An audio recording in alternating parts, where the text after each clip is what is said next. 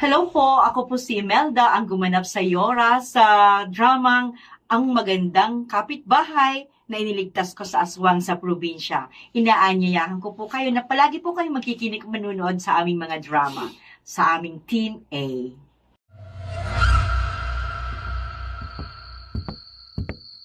Tay, bakit pumayag ka sa kagustuhan ni Tia na samahan siya? Sabi ni Lola, nakakatakot daw dun sa pupuntahan niyo. Naduduwag ka ba, Roman? Matagal ng panahon yun, iho.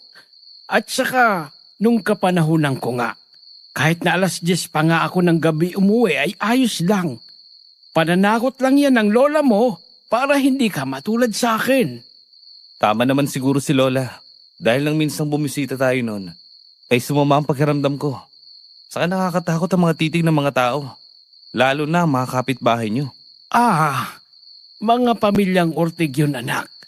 Mayaman ang pamilyang yun. Kaso, sa dilim ng bahay nila ay napagkakamalang walang taong nakatira. Siguro ay mga pangit ang mga tao ron. Kaya hindi sila lumalabas. O kaya takot sila sa liwanag. Laging madilim, di ba? Baka aswang mga yun. Pero hindi nyo lang alam. Ay, hindi siguro. Kwento sa akin ng kaibigan ko ay may magandang dalagang nakatira doon. Nakausap niya isang gabi sa may lilim ng puno. Nakaupo raw sila sa gilid ng sapa. Komportable naman sa isa't isa. Tsaka mabait ang babae. Hindi naman ako lubos na naniniwala sa mga hakang-hakang yan. Dahil kaibigan ko ang matandang kapatid ng may-ari ng bahay na yon. At siyang magsusundo sa'yo pagkarating mo roon.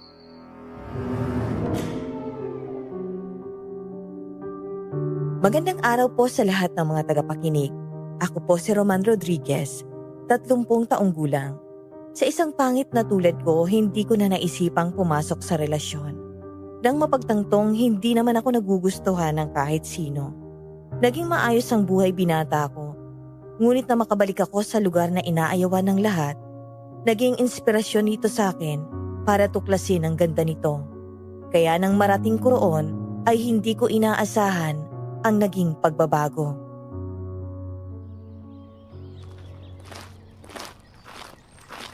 Nakarating na tayo, iyo.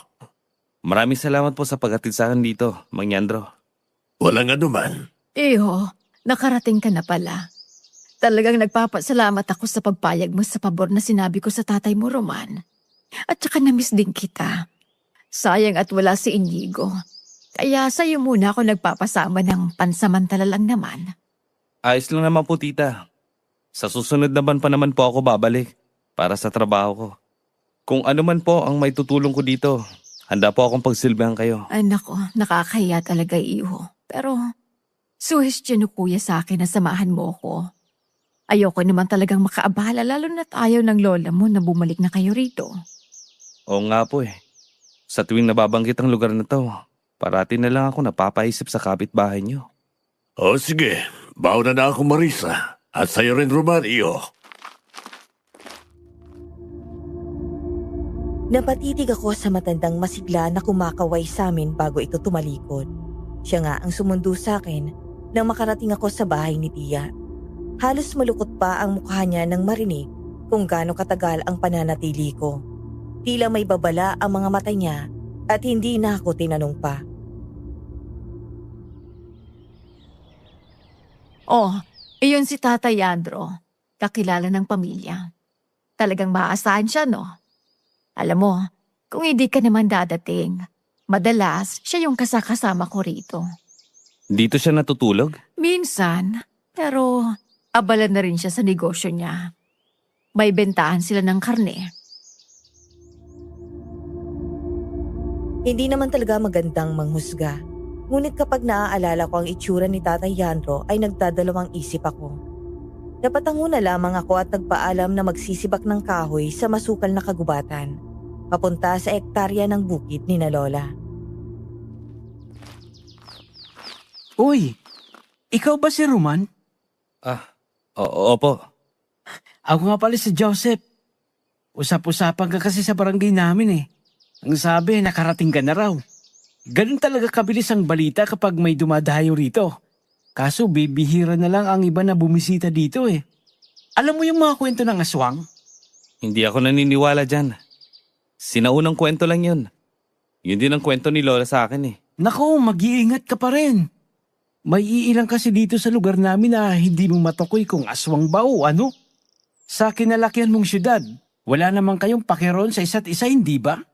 At wala naman talagang may paki sa aswang dahil hindi naman totoo ang tungkol dun. O binabalaan mo ako para takutin. Matanda na tayo para sa mga ganitong mitolohiya, Joseph. Nako, Roman, kakaiba ka talaga. Hindi ka marunong magseryoso sa mga bagay-bagay. Ayos ka naman palang kausap eh. Hindi magagalit ang mga aswang sa'yo niyan. Pinagpalagay ko na lang na puro katang-isip lang ang pinag-uusapan namin. Ngunit na maghiwalay na ang landas namin ni Joseph, ay may naririnig akong kaluskos sa kung saan. May mga tapak sa natutuyong dahon at minsan ay pagtampisaw sa tubig. Tsaka ko na mataan ng sapa kahit napadilim na ang langit. Nakarinig ako ng sigaw, kaya mabilis akong lumapit at binitawan ang mga sinibak kong kahoy. Tulungan niyo ako! Nalulunan ako! Miss, sandali lang. Kuya, dito! Nandiyan ako.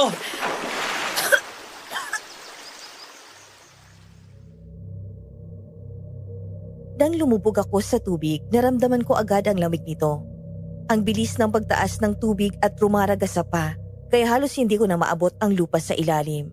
Naging alerto ang mga mata ko at hinanap ang babae. Doon, nakita ko siyang hinahampas ang tubig at sinusubukang umahon. Hanggang sa paglutang ng babae, ay agad ko siyang hinila paalis ron at lumangoy papunta sa gilid. Wala na halos malay ang babae, kaya nawalan ako ng pagpipilian at sinimulan ko siyang i-CPR.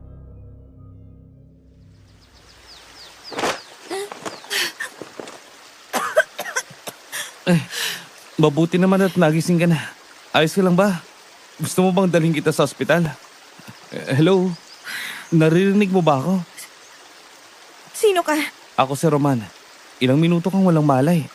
Kaya akala ko namatay ka na. Sige. Salamat sa tulong mo, Roman. Aalis na ako. Teka miss, saan ka pupunta? Sasamahan na kita. Hindi na kailangan. Mapapahamak lang kita. Huwag mo na alalahanin kung tungkol na naman to sa aswang. Hinintay kong magising ka kahit abutin pa tayo ng gabi. Dahil mahirap na at baka delikado pa uwi sa inyo. Sanay na ako umuwi ng gabi. Madalas ka bang naliligo ron sa sapa? Oo. Gusto mong samahan kita? Ayoko nga sabing magpasama. Ano bang problema ng tenga mo at utak mo ha? Hindi ka ba nakakaintindi? Wala naman akong binabalak na masama sa iyo. At saka, tuwing hapon ako nagsisibak ng kahoy malapit ron. Tumigil ka na. Dahil hindi na ako babalik ron. Lumipas ang 2 araw, hindi ko na ulit nakita ang babaeng yon. Hanggang sa sumunod na araw, ay hindi na ako gaanong nag-isip tungkol sa kanya. Gabi-gabi na yung pagsisibak mo ng kahoy, Roman ah. Halos mapuno mo ng lagayan natin, iyo. Wala na akong ibang maisip na gawin sa hapon, tita. Samahan mo na lang kaya ang Tatay Andrew mo. Nagpapatulong kasi yun sa tindahan niya. Malay mo, baka bigyan ka pa ng libreng karne nun. Wala ba siyang trabahante ron? Matanda na si Tatay Andrew. At hindi na ba niyo nagpapapasok sa tindahan niya lalo't hindi kilala. Maingat siya sa pinagkakatiwalaan. Sige, tita. Susubukan kong pumunta doon. Habang nilalakad ko ang daan papunta sa tindahan ni Tatay Yandro, agad nagsitayuan ang balahibo ko nang may natanaw na babaeng nakaupo sa labas ng tabing bahay ni Tia. Nadadaanan nito papuntang sentro ng lugar. Oh, bakit ganyan ang itsura mo, Roman? Parang nakakita ka ng multo. May tao pa po ba sa bahay katabi ng kay tita? Matagal na silang umalis dyan. May nakita po kasi akong babae na nakaupo sa may beranda. Nakatalikod siya pero mukhang pamilyar. Namamalikmata ka lang iyo. Kwento sa akin ng tiya mo. Ay hirap kang maniwala sa mga ganitong kwento. Pero hindi naman sa lahat ng pagkakataon. At hindi sa lahat ng pagkakataon na nakikita natin ay totoo, iho. Napaisip ako sa sinabi ng matanda. Posible ngang hindi ko na ulit makikita ang babaeng yon dahil umabot pa ng 1 linggo ay wala ni anino niya ang nagpakita sa akin kapag binibisita ko ang munting kagubatan. Hindi naman porket nakakita ka ng babae, Roman, nabubulag ka na sa atraksyon. Duwag ka naman pala talaga. Oh, nandito ka rin pala, iyo. Magsisiba ka na naman ba ng kahoy? Patapos na rin po. Nagpapahinga na lang. Ang ganda ng sapa, no? Dito rin ang takbuhay ng nanay mo kung gusto niyang mamahinga. Sa tingin ko nga ay napamahal na siya rito. At nakakalungkot lang ang malaman tungkol sa pagkamatay niya. May alam ho ba kayo tungkol sa kanya? Tingin ko po ay malapit din kayong magkaibigan. Gaya ni Itay. Hindi ka nagkakamali rin, iyo. Napakabuti ng iyong ina. Magaling makisama at mapagbigay. Naging misteryo ang pagkamatay niya at nahihirapan kaming tanggapin ang sitwasyon na sinapit niya. Inabutan ako ng 5:00 ng hapon nang makauwi. Mukhang masigasig ang mga tao ron at minsan nga ay nakangiti sa akin sa hindi malamang dahilan. May kung ano sa labi nila nakakaiba. Ito si Roman. Kumusta, Joseph? Ayos naman. Eto, selebrasyon ng kaarawan ko. O kain ka muna sa amin. Marami pang handa sa loob eh. Hindi na, nakakaya naman. Naku, huwag kang mag-alala. Mababait ang mga yan at saka kuryoso lang talaga sa mga baguhan. Gwapong-gwapo sa mga bagong dayo eh. Tahimik ang ginanap na selebrasyon. May ilang bumati sa akin at minsan ay nangahamong ngisi. Naupo ako sa silya katabi ang babaeng nakayuko sa kanyang pinggan. Dahan-dahang ninunguya ang karne. Hello? Parang pamilyar ka sa akin. Bakit nandito ka? Totoo ba itong nakikita ko? Matagal na kitang hinahanap-hanap. Akala ko hindi na kita makikita ulit. Uy, bakit naman Roman? Nagkita na pala kayo ni Isabela? Nag-aalala ko para sa kanya. So, magkakilala na kayo? Hindi ko siya kilala. Ako yung sumagip sa'yo. Anong nangyari? May pagkasinungaling ka rin, no? Sa palagay mo ba ay ayos sa akin ang pinagsasabi mo? Nagsasabi naman ako ng totoo. Nagpakilala ako sa'yo. Roman ang pangalan ko. Nabagok pa ang ulo mo at hindi ako naaalala? Ba't pinapasok mo itong estranghero nito, Joseph? Inaya ko lang para kumain. Kumalma ka lang, Isabela. Mabuting pakikitungo ang tinuro sa atin sa lugar na to. Hindi porket ganun ay pakikisamahan natin sila. Ano bang problema mo at galit na galit ka sa akin? Dahil may pumapapil na naman sa lugar na ito. Anong gusto mong gawin? Anong balak mo? Wala akong binabala. At wala akong pakialam sa dahilan mo. Kaya umalis ka na dito. Isabela, pakainin muna natin si Roman. Ilang araw na rin kami magkakilala. Huwag ka namang bastos. Kumain ka na sa inyo. At umalis ka nga rito. Kakain ako rito sa ayaw at sa gusto mo. Binabalaan kita, Roman. At hindi ako natatakot sa hamon mo, Isabela. Naiinis pa rin ako hanggang sa nakauwi. Sinubukan kong umitlip pero tila binabangungot ako. Kaya nanatiling bukas ang mga mata ko. Napabukas ako ng bintana nang maramdaman kong nag-iinit ang buong katawan ko. Hindi ko maintindihan ang maingay na kaluskos at pagsitsit sa aking tenga. Binabalaan kita, Roman. Ano ba, Isabela? Hanggang sa panaginip ba naman? Wala kang magagawa. Sinungaling ka pa. Ikaw palang, Isabela. Ang kauna-unahang nanakot sa akin mula nang bumalik ako sa probinsya. Dahil hindi naman tamang bumalik ka para ipahamak ang sarili mo. Binabalaan kita, Roman. Mag-ingat ka sa pinagkakatiwalaan mo. Hindi mo alam na kung sino pang malapit sa'yo, siya pang dahilan ng pagkabagsak mo. Wala kang karapatan na pagsabihan ako. Merong bilin at babala sa akin si Lola. Tatandaan ko yon hanggang sa mapatunayan nga na hindi lahat ng taong malapit sa'yo ay dapat pagbibigyan mo. Nababalikwas ako ng bangon at naliligo sa sariling pawis ng magising.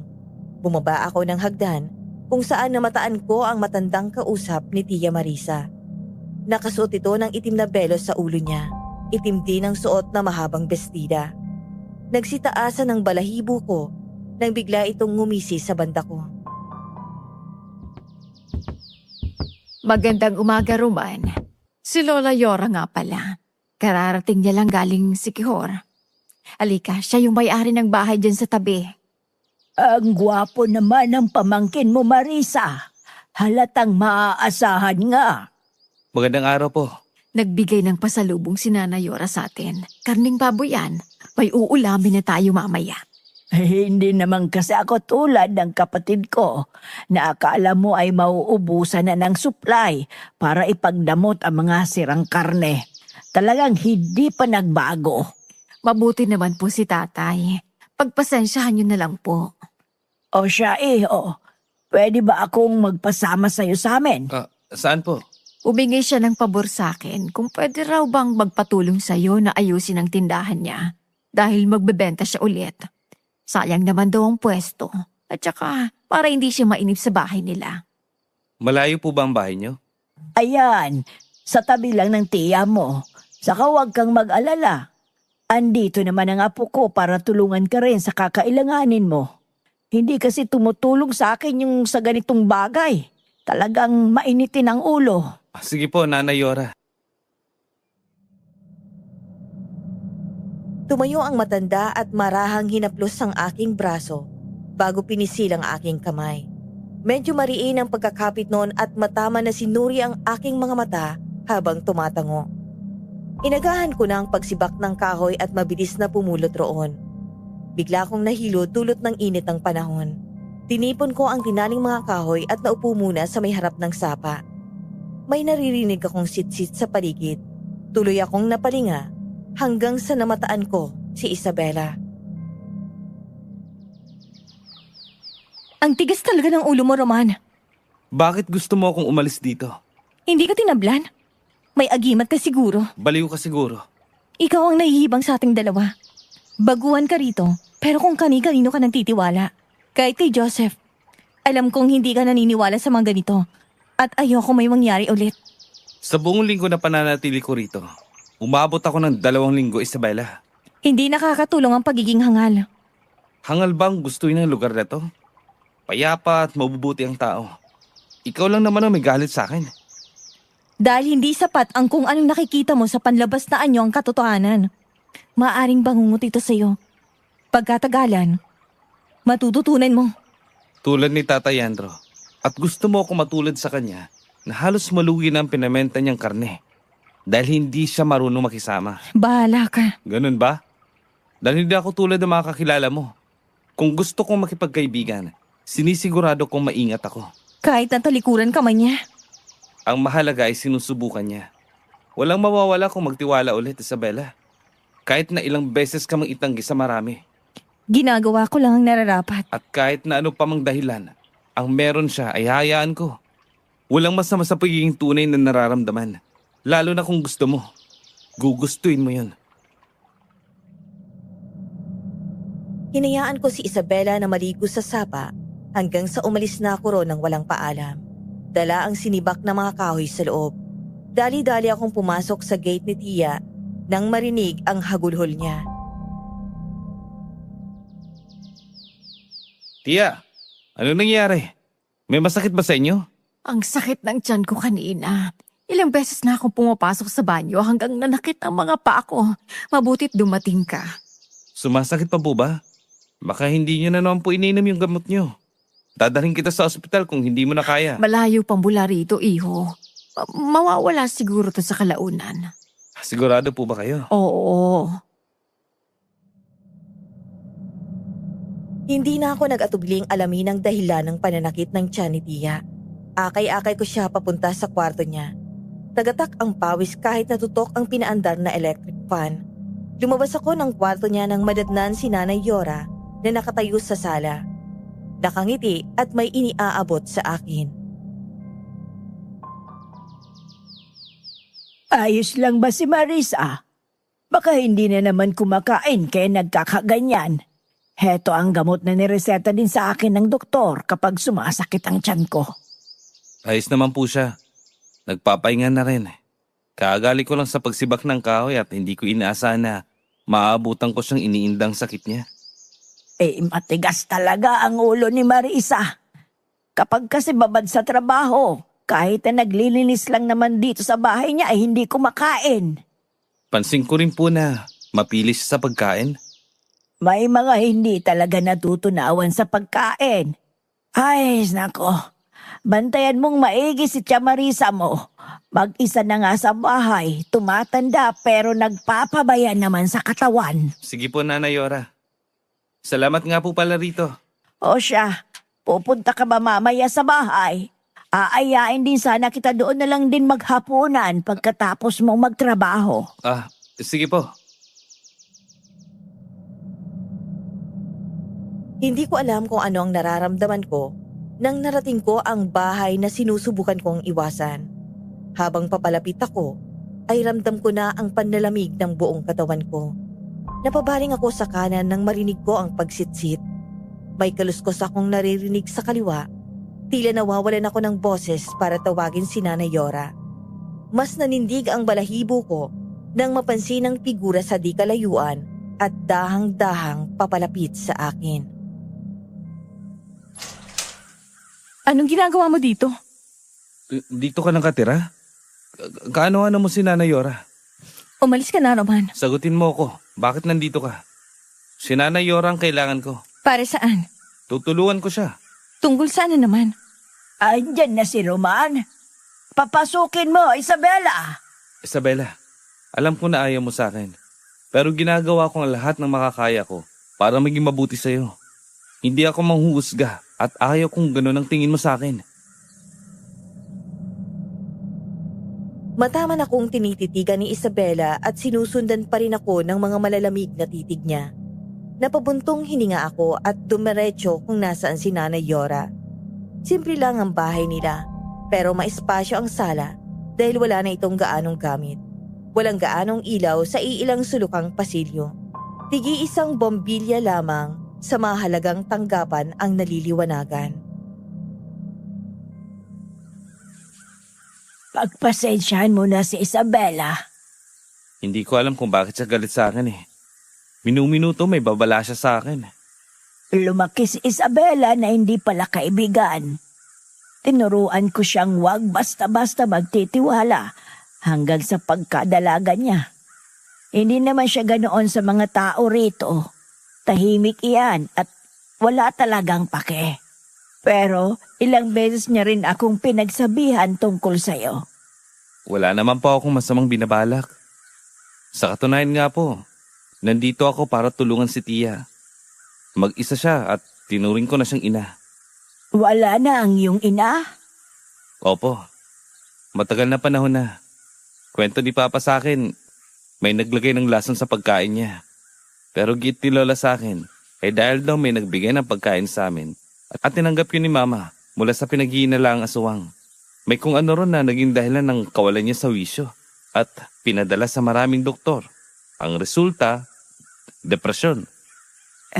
Buhay pa ba ang lola mo? Opo. At ilang beses niyang isinumpa ang lugar na to.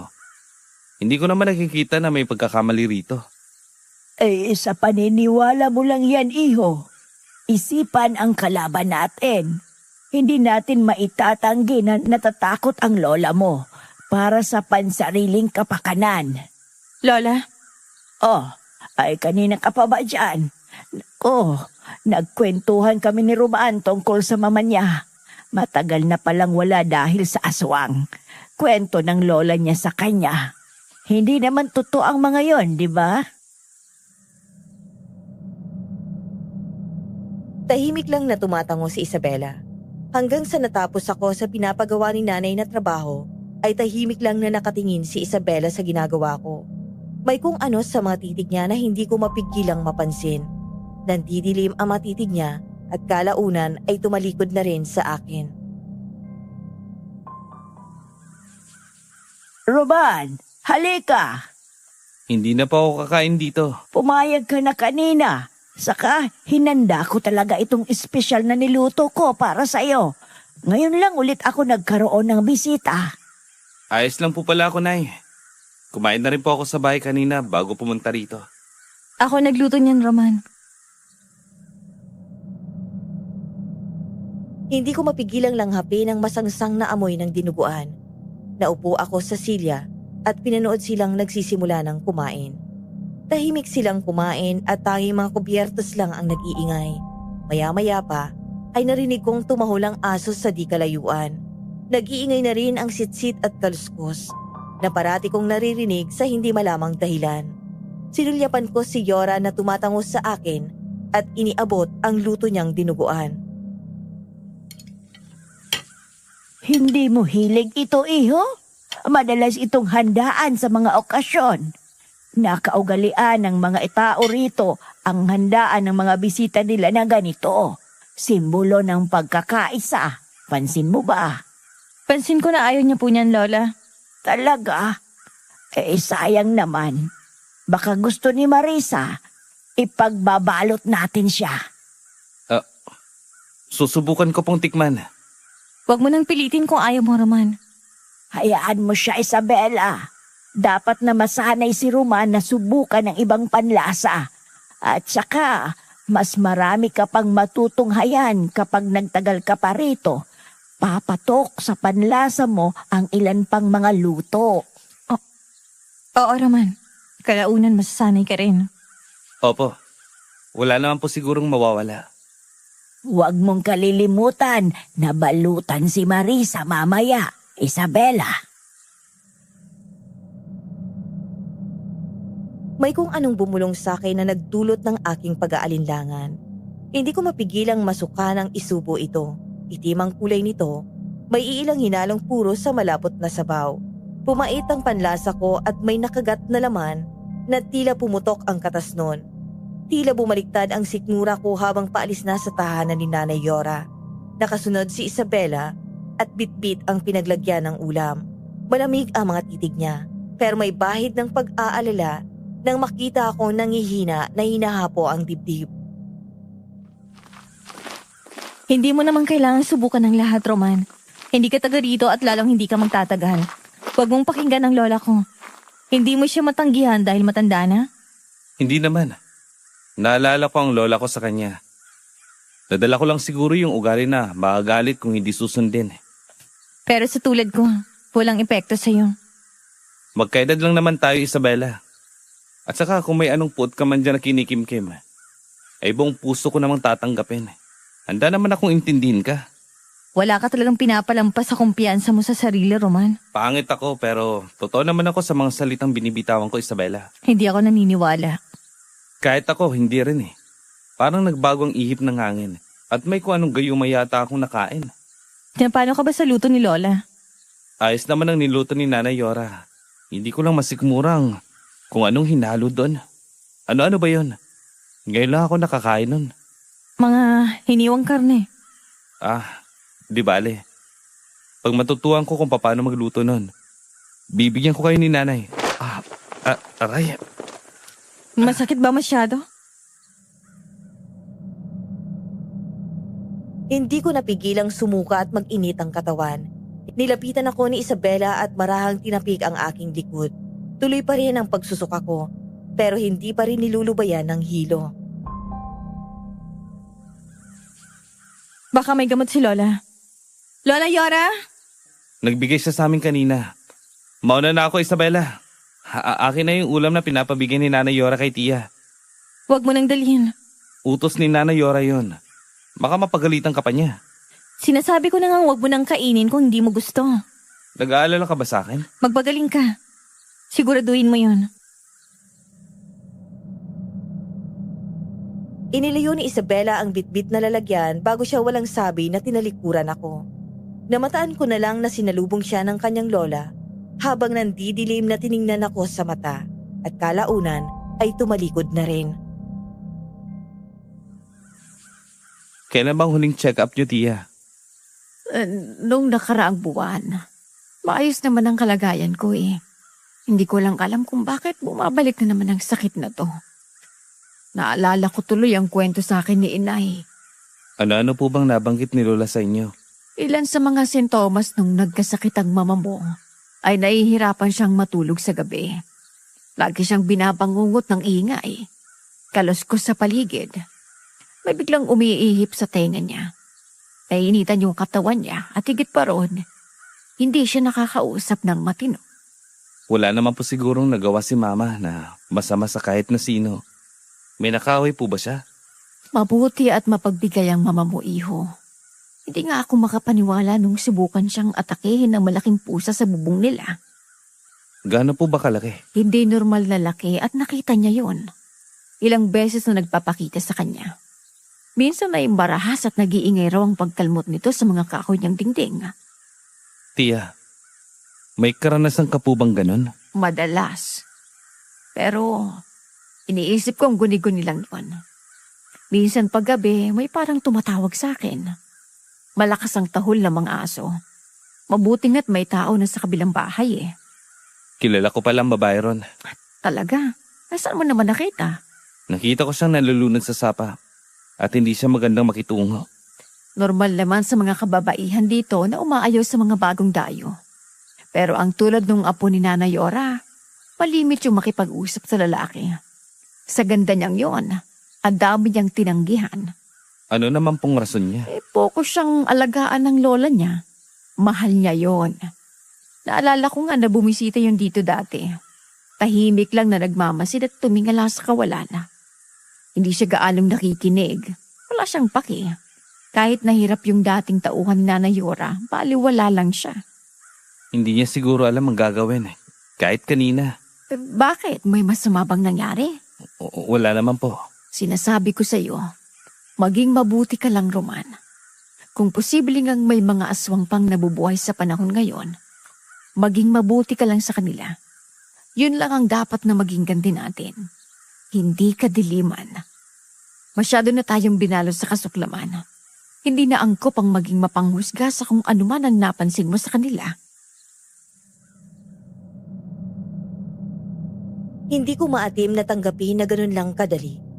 Simula nang tuloy-tuloy ang pagsama ng pakiramdam ko, ilang araw pa akong nahigalang sa kama.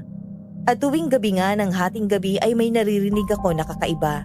Lumalalim ang mata ko sa puyat. Kahit si Tia Marisa ay tuloy pa rin ang pag-inda niya ng kanyang sakit. At namumutla na nga nang bisitahin ko ang kwarto niya ng isang gabi. Ayos na bang pakiramdam mo? Medyo po. Tatawag na ba ako kay Papa ha, Tia? Huwag ka nang mag-abala sa sakit ko, Roman. Kailangan ko masiguro na maayos ka lang. Pwede tayong humingi ng tulong kay Itay. Pagwawala lang ang tatay mo kapag nalaman niya to. Mas mainam na malaman niyang tungkol dito para maagapan ka pa. Ang may iniinom naman akong gamot. Huwag kang mag-alala. Kailangan ko lang ng tubig ngayon. Kuhanan mo nga ako, iho. Napatalon ako sa gulat at mabilis na nagsitayuan ang mga balahibo ko nang makita ang malaking pusa at tumalon palabas sa bukas na bintana. Tuloy pa rin ang kaba ko at nanginginig ang mga tuhod na pinuntahan ko kung saan tumakas ang pusa. Biglang nanlamig ang kalamnan ko at hindi maiwaksi sa isipan ang aking nasaksihan. Nako, Marisa. Bakit hindi mo pinapunta sa akin si Roman? Nagkasakit din po siya, Itay. Ayos lang yan. Huwag mo nga sabing pinapansin ng matandang yun, Marisa. At matagal ko nang hinabilin na kumain ka ng mabuti. Magagalit sa Inigo kapag nalaman niyang pinapabayaan mo ang sarili mo. Gumagaling na ako. Pagod lang siguro. Huwag mo nang paabuti na mag-hysteria ka bago makinig sa akin, Marisa. Pasensya na po, Itay. Hindi ko po alam na may sakit si Tia. Hindi ko rin siya nabantayan ng maigi. Dahil ba sa babaeng yan, Roman? Hinabili ng ama mo sa akin na bantayan kita. Kaya alam ko ang bawat kinikilos mo. Kahit saan ka lang napapadpad. Hindi ka pa ba natuto sa nangyari sa mama mo? Tatay Andro, pagpasensyahan niyo na po ang pamangkin ko. Hindi niya naman sinasadya yun. Hindi ko naman po alam kung anong pwede kong gawin para hindi sumama ang loob nila. Kung sakaling tatanggihan sino man. Huwag ka na lang lumabas ng bahay. At kung magkataon man, ay bumalik ka ng bahay bago mag-alas 6 o abuti ng gabi. Naintindihan mo ba? Babalik na rin si Inigo makalawa ng linggo sa sunod na buwan. Kinabukasan nagising ako ng bandang alas 5. Bumaba ako ng hagda nang may biglang tumalon palabas ng bintana at nagdulot ng ingay sa madilim na sala. Mabilis kong binuksan ang ilaw at naabutan ko ulit ang kulay itim na pusa. Sinundan ko yun palabas ng pinto. Tanging ilaw lang ng poste sa sulok ng bahay ni Nanay Yora ang nagsilbing liwanag sa lambat na bakod ng alambre na nakapalibot sa bahay ni Tia. Kung tutuusin ay agad mong maaabutan ang kung anumang nilalang ang pumapasok sa bahay. Ngunit hindi ko na ito naabutan. May magnanakaw bang nakapasok? Hindi po ako sigurado. Hindi ko na po naabutan nang makalabas ako sa pinto. Hindi rin ako sigurado kung pusa ba yun. Nagising din ako sa gulat dahil may nakapasok sa bintana ko. Paano naman po nangyari yun? Sinigurado kong sarado ang lahat ng mga pinto at bintana bago ako umakyat. Imposible namang bumukas ito na mag-isa. Iyo, siguro may totoo ang sabi ng inay tungkol sa mga aswang. Bakit po? May kung ano po ba kayong nakikita o nararamdaman? Lagi akong binabangungot at nagigising bago mag-alas 3. At kapag naman namulat ang mga mata ko, parang may nakatitig sa akin mula sa sulok. Parang may bumabatog sa paalang ko. At naninigas sa mga binti ko. Tia, dapat tayo magpatingin sa albularyo. At baka may nangkulam sa inyo. Wag na wag mong babanggitin yan, Roman. Walang albularyo rito. Dahil pinatay sila ng mga hindi nakikilalang mga aswang sa barangay. Yun ang sabi-sabi. Hindi ko na rin nabalitaan na may nagpapagamot dito. Himala na lang sa akin at nakakayanan ko pang bumangon kahit nahirap sa nararamdaman. Bakit ayaw niyo pong umalis na lang dito, Tia? Hindi ganun kadaling manirahan sa syudad, kaya wala akong ibang magawa. Pwede ka pong tumira muna sa amin. Hindi rin yung posible dahil umuwi si Inigo sa mga hindi inaasahang pagkakataon at wala siyang matitirahan kung ganun. Pwede namang hindi na bumalik si Inigo. Ilang beses ko nang sinabi sa kanya na wag na siyang bumalik dito pero nanlambot ako sa dahilan niya kung bakit hindi niya maiwan ang lugar na to. Kahit masakit para sa kanyang nangyari, hindi niya matiis ang lugar na ito. Sinunod ko ang bilin sa akin ni Tia na tulungan si Tatay Yandros sa kanyang tindahan. Isa sa mga palagay ko kung bakit walang pumupunta sa lugar na ito ay dahil bukod sa maliit ang kanyang pwesto, ay nakatago rin mula sa sentro. May sapat na espasyo para lagyan ng mga nahiwa niyang karne. Bukod ay tinipid lamang sa ayos ng paninda sa isang sementadong lababo. Ilang taon niyo na po ba itong ginagawa, Tay? Noong binata pa ako, ay nagpatayo na ng negosyo ang pamilya ko. Sikat ang tinda nila sa kabilang baryo.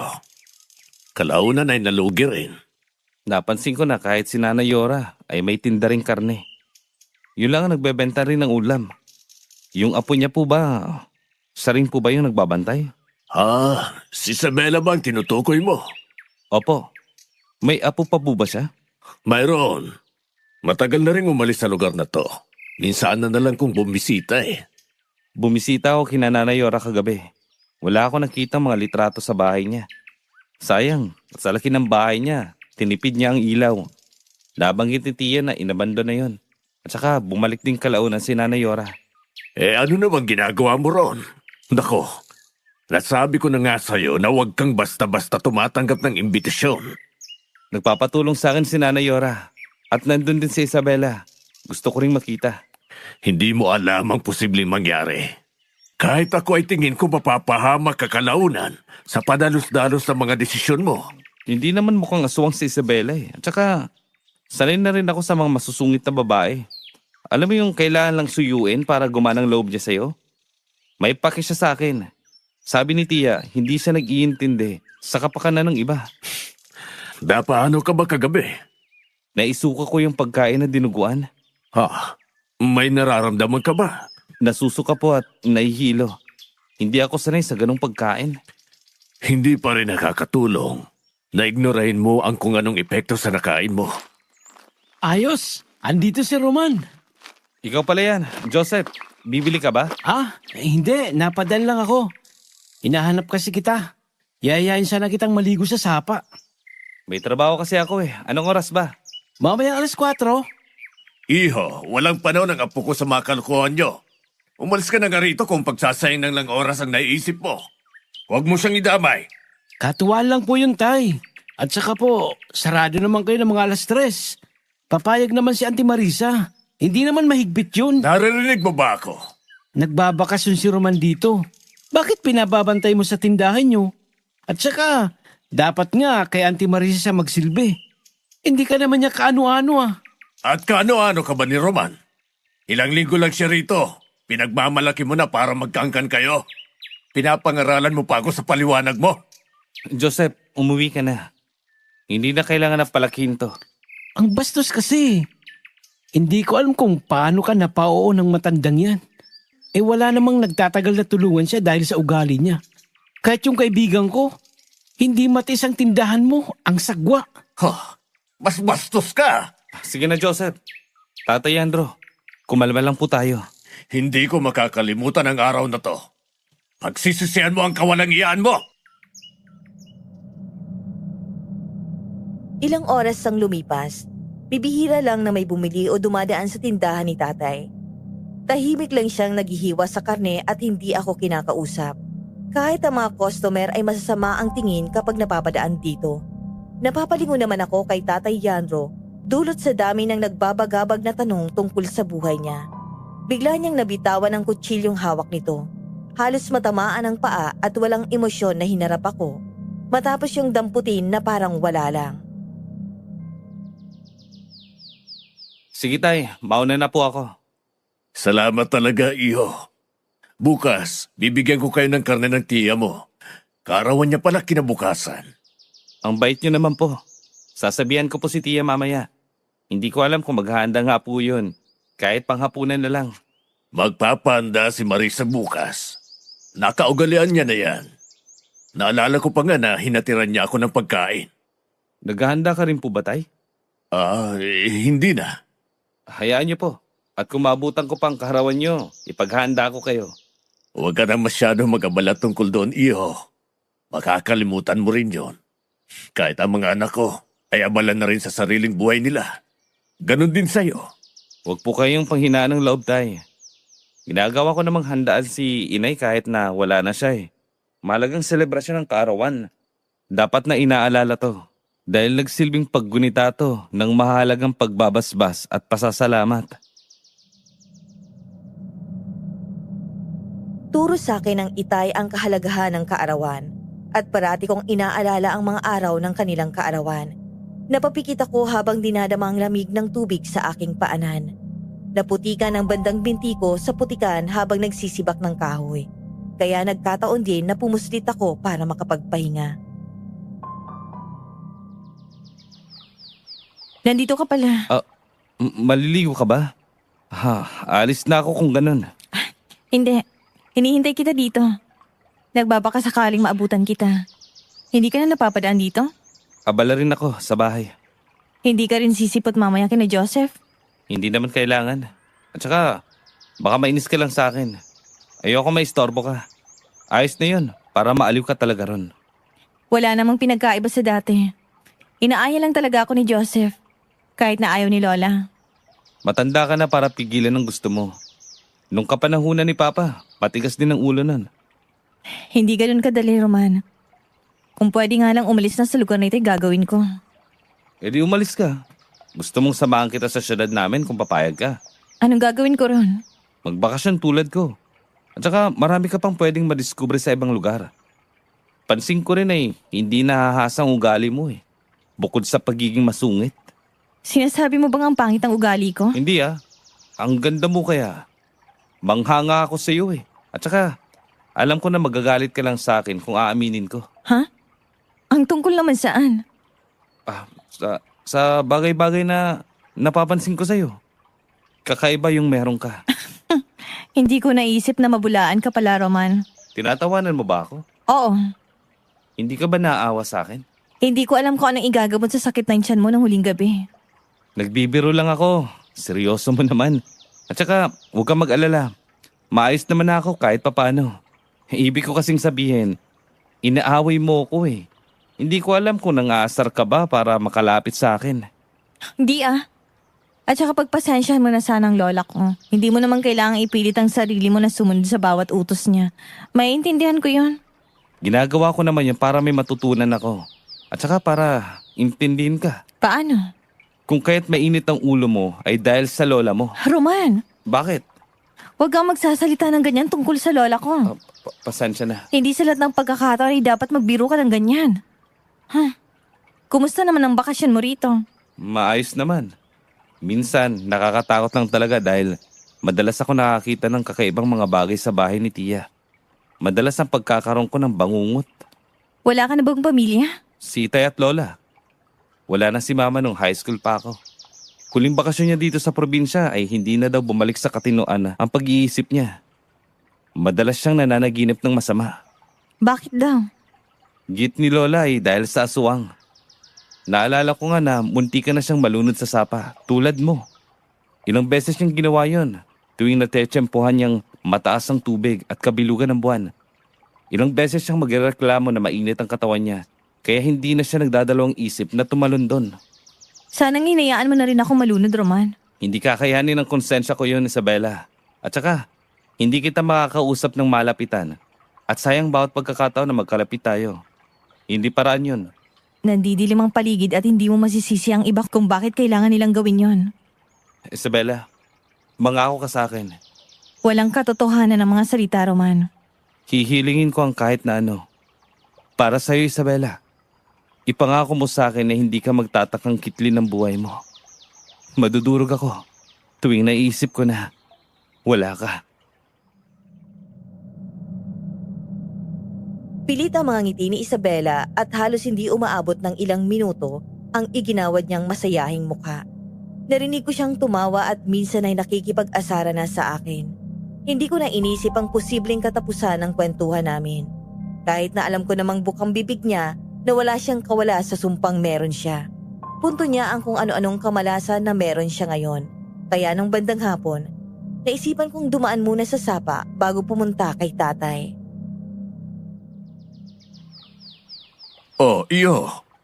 Sinong iniintay mo rito? Oh, ikaw po pala yan, Tay. Naisipan ko lang dumaan dito. Payapa pala rito, no? Dating tambahin ito ng mama mo. Talaga po? Alam niyo rin po ba ang nangyari sa kanya? Nababanggit sa akin ng tatay mo. Mahilig yung maligo at saka naalala ko nga siya sa'yo eh. Malakaibigan, masunurin at malakas ang loob. Biniba ko sa kabutayang ipinakita niya rin sa akin dati. Madalas din po ba kayo magkwentuhan? Ay, masungit ang inay mo sa mga lalaki. Tapat sa asawa at habilin din ang itay mo na dumistansya sa kung sino. Huwag magtitiwala at magkumpiyansa. Parang si Isabela lang. Tingin ko'y gusto mo siya. Niligawan mo na ba? Kaibigan lang po. At saka, kahit na ganun man ay gusto kong ipaparana sa kanya ang kakaibang buhay. Ngumisi lang si Tatay Yandro at tumango bago ako talikuran. Dumiretso siya sa kung saan ako nanggaling, papuntang bahay ni Tia. Hindi ko malimutan ang malamig na mga titig na iginawad niya habang ikinikwento ang tungkol kay inay. Sinundan ko ng tingin si Tatay Yandro at napaigtad ng matanaw siyang lumingon pa sa akin ng ilang beses bago tumungo ulit. Kanina ka pa rito? Oh, nakakagulat ka naman. Sino bang tinitingnan mo dyan? Si Tata Yandro. Pupunta na ata si Tia. Naganda kasi siya. Gusto mong pumunta sa amin? Wag na, baka maraming tao. Hindi naman yung problema. Dadalhan na lang kita ng pagkain. Roman! Roman! Napalingon kami ni Isabela na abutan si Joseph na hapong-hapo ang kanyang dibdib galing sa pagtakbo. Nanginginig ang kanyang katawan. Halos tumirik ang mata habang sinusubukan akong abutin. May bitbit siyang lagayan sa kanang kamay niya. Tingin ko'y galing siya sa isang pamilihan. Napansin ko ang dugo sa kanyang braso. Tila kalmot ng pusa at may iilang nagkalat pa ng dugo sa damit niya. Nangihina siyang kumapit sa akin habang masama ang tingin kay Isabela. Ano nangyari sa'yo, Joseph? Hindi ko alam eh. Napadaan lang ako kanina sa madilim na pasilyo ng pamilihan. Tapos, bigla akong sinugod ng hindi ko natitsak na anyo. Malaki! Singlaki ko! Tapos, mapupulang mga mata. Tulungan mo kong hanapin yung Roman. Alam ko hindi ka naniniwala sa ganitong bagay. Pero, alam ko na ikaw lang ang manalapitan ko rito. Ano bang pinagsasabi mo, Joseph? Kaarawan ng Tia Marisa niya. Hindi ka matutulungan ni Roman ngayon sa paghahanap. Alam ko kung sinong may kagagawa nito. At hindi ako nagkakamali. Dahil tanyag sila sa kung sino sila sa baryong ito. Hayaan mo si Roman na magdesisyon. Siya lang makakatulong sa akin para matapos ang kadilimang ito. Ayaw kong maghimasok sa anuman na gulo na yan, Joseph. Andito ako para kay Isabela ngayon. May mahalagang bagay kaming dapat na gawin. Hindi mo ko matutulungan? Hindi ko maatim na hayaan ka nagdurugo papunta rito. Ihatid kita sa pagamutan. Walang pagamutan at kaya kong gawin ito. Kailangan ko lang na tulungan mo ko. Halika na, Joseph. Ihahatid kita pa uwi. Tutulungan kita sa anumang kakailanganin mo. Hindi mo ba naririnig, Isabela? Naririnig niya, Joseph. Susunod ako sa iyo mamayang gabi. Ang mabuti pa ay ipapagamot ka muna para hindi ka na magkaroon pa ng infeksyon. May iiwan muna kita saglit ha. Dahil may importante akong gagawin ngayong hapon. Matapos kong ihatid si Joseph sa bahay nila, sinalubong na kami ng pamilya niyang nag-aalala. Hindi ko maiwasang tingnan ang mga sugat ni Joseph. Bakas ng mga marka ng iilang malalalim na kalmot sa braso niya. Madilim ang iginawad na pagsalubong nila nang namataan akong nakatayo sa labas na tila ba sinisisi ako sa nangyari. Kung may kailangan ka kay Isabela, sabihin mo lang sa akin. Huwag mo siyang abalahin. Dahil baka mahirapan siya. Hindi naman talaga ako humihingi ng tulong sa kanya. Sa katunayan, siya ang madalas na umaalok sa akin ng kahit ano. Naiintindihan ko na kung bakit kailangan na umalis ni Inigo rito. Bakit naman? Hindi pa rin pala nagbabago si Isabela. Siya pa rin yung tipo na handang damayan ka. Pero wala kang ideya sa kung anong magagawa mo para sa kanya. Tapat lang sa Isabela sa anong intensyon niya. At kung ano man ang naging kasalanan ni Isabela kay Inigo, ay sa tingin ko, yun ang mga nararapat na gawin. Pero hindi niya kayang maging tapat sa sarili niya. Hindi ko maintindihan kung bakit kailangan mong tulungan si Isabela. Kung sa mga kakaibang kilos niya, ay talagang hindi ka tanggap-tanggap.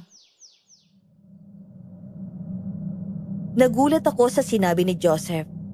Ang hinihingi niyang tulong ay may kaugnayan kay Isabela. Bakit hindi niya tinanggap ang alok ni Isabela? Kung naging malapit naman silang magkaibigan. Napatulala ako sa harap ng sapa habang iniisip ang posibleng kasagutan. Naupo kami ni Isabela sa batuhan ng sapa at tahimik lamang na pinapanood ang umaagos na tubig. Tahimik akong nakikinig sa sinasabi ni Isabela. Siguro nga ay tama si Joseph at hindi nga tapat si Isabela sa kanyang sarili. Maging sa kung anong nararamdaman niya at kung bakit kailangan niyang ipahamak ang sarili niya. Ang dami kong gustong malaman sa lugar na to, Isabela. Pero kalaunan, nagbago ang pananaw ko. Simula nang una kitang nakita. Halos hindi ko alam kung anong dapat na gawin ko. Dahil namatay ang nanay ko nang malunod din sa lugar na to. Yun bang kinakatakutan mo para sa akin? Sinabi ko na dati, inayaan mo na lang sana akong malunod. Mas lalong hindi ko mapapatawad ang sarili ko kapag hinayaan kita. Hindi naman tayo magkakilala. Kaya hindi ka magkakaroon ng kahit anong konsensya kung sakaling makita mo akong ganun. Pero kahit naman nakilala mo ako o hindi, ay wala namang pinagkaiba yon. Kahit na sino ka man, Isabela, ililigtas kita sa lahat ng aking makakaya. Simula nang sagipin mo ako sa pagkalunod, ay parang sinagip mo na rin ako. Mula sa takot at pangamba. Sa kabila ng mga sandaling pananatili ko dito. Gagawin ko ang nararapat, Isabela. Buo ng desisyon ko. Natapusin ang buhay ko. Dahil wala rin namang saysay, Roman. Gusto kong malaman mo na hindi hadlang ang nakaraan mo para gawin yan. At kung ano man pinagdaraanan mo ngayon, hayaan mong tulungan kita ng buo. Hindi ko alam kung bakit nakaramdam ako ng sobrang tuwa nang yakapin niya ako ng mahigpit. Malungkot ang mga ngiti niya. Yun naman dapat ang aura ni Isabela. Pero hindi ko mapigilang makaramdam ng bigat sa pilit niyang ekspresyon. Ilang oras bago na unang umuwi si Isabela, padilim na rin ang langit nang tawirin ko ang iilang kakahuyan at nagsisimulang makarinig ng mga kaluskos para umuwi na rin. Sinuyod ko pa ang paligid at pinagmasdan ang medyo di kalayuan na mabatong sapa at may nakatayong matatayog na puno at balete sa kabilang kanan. Nandito ka pa pala, Roman. Oo, kakaalis lang ni Isabela. Naligo kasi kami kanina at saka Magsisimula na rin siya sa trabahong bahay. Kaya nagpaalam na naalis na. Oh, bakit napabisita ka? May gusto lang sana akong ibalita sa'yo. Hindi na ba ito makapag-antay? May ilang motibo na ako kung sino ang gumawa nun sa akin. Halika, tumuloy ka na muna kina Tia Marisa. Kaarawan niya ngayon. Pero ilang oras na rin akong wala ron sa bahay. Bumisita si Tatay Yandro at napadaan din sa amin. Pinagkakatiwalaan talaga ng tiyang mo si Tatay Yandro? Oo, malapit na kaibigan din ni Itay. Pasensya na pala nung nakaraan ha. At kailangan mong masaksiyan ang inis niya. Ayaw na ayaw niya sa akin eh. Lalo na para kay Isabela. Oh, gusto mo si Isabela? Oo. Wala namang hindi papatol at aayaw sa ganda niyang yun. Maraming gustong makipaglapit sa kanya.